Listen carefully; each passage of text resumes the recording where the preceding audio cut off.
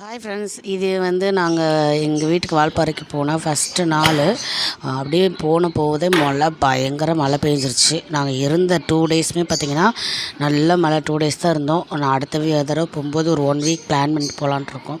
இந்த தடவை 2 டேஸ் தான் இருந்ததுனால போனப்போ நல்ல மழை பெஞ்சு ஓஞ்சதுக்கப்புறம் பார்த்திங்கன்னா அந்த பனிமூட்டம்னு சொல்லுவாங்கள்ல, வெண்பனி மூட்டம் வந்து அப்படியே பயங்கரமாக இந்த அந்த வெள்ளையாக பனியாக இருக்குது பார்த்திங்களா, அது எல்லாமே ஃபுல்லாக ஆறுதாங்க.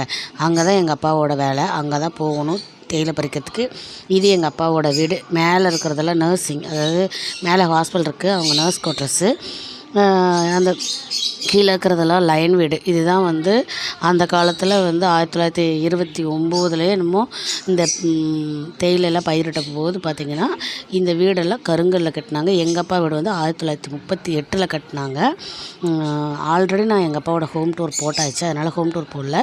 இந்த பனிமூட்டத்துக்காகத்தான் உங்களுக்கு காமிக்கிறதுக்காக எடுத்திருக்கேன். இந்த பனிமூட்டை பாருங்கள், எந்தெந்த இடத்துலலாம் தண்ணி இருக்குதோ அந்த இடத்துலலாம் அப்படியே அழகாக காமிச்சிருக்கும், மேலே வந்திருக்கும். ஏன்னா மழை பெஞ்சு ஓஞ்சிடுது அதுக்கப்புறம். அதனால் நல்லா பனி மூட்டை அப்படியே மேலே ஏறும், கொஞ்ச நேரத்தில் அப்படியே விலகும். எங்களுக்கு பயங்கர மிஸ்ட் இருந்தது அன்றைக்கி, பயங்கர குளிர் இருந்தது. அந்த 2 டேஸும் பார்த்திங்கன்னா எங்களை எங்கேயுமே போக விடாமல் அந்தளவுக்கு மழை இருந்தது. இது நான் வந்து கீழே வந்ததுக்கப்புறம் தான் உங்களுக்கு வீடியோவே போடுறேன். ஏன்னா அங்கே இருக்கும்போது எங்களுக்கு நெட்வொர்க்கே கிடையாது.